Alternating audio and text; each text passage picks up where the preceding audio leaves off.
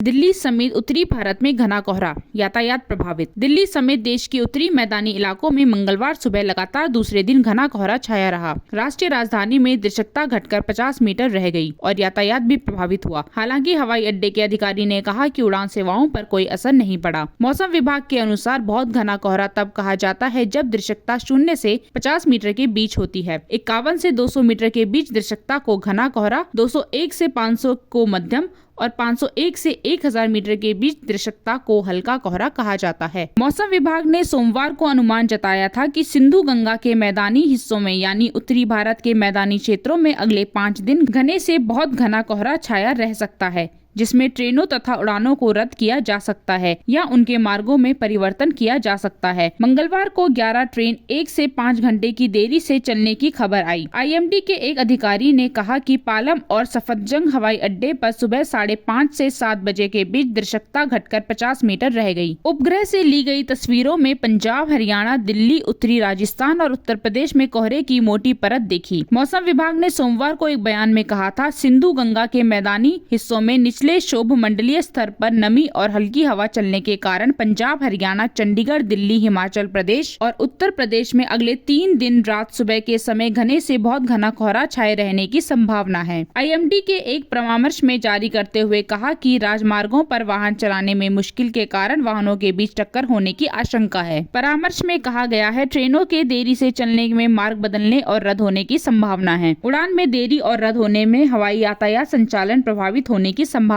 है। मौसम विभाग ने कहा कि लंबे समय तक कोहरे से संपर्क में रहने से गले में खराश, खांसी और अस्थमा जैसी पीड़ित लोगों को सांस लेने में दिक्कत हो सकती है। इसमें आंखों में जलन या संक्रमण भी हो सकता है। उसने यात्रियों को लंबा सफर करने पर पानी तथा दवा जैसी जरूरी सामान रखने की सलाह दी। दिल्ली के प्राथमिक मौसम केंद्र सफदरजंग वेधशाला में न्यूनतम तापमान सामान्य से 2 डिग्री कम 6.3 डिग्री सेल्सियस दर्ज किया गया। अधिकतम तापमान 22 डिग्री सेल्सियस के आसपास रहने की संभावना है। अगले कुछ दिनों में न्यूनतम और अधिकतम तापमान में गिरावट 5 डिग्री सेल्सियस और 20 डिग्री सेल्सियस रहने की संभावना है। Bureau report, new India headlines.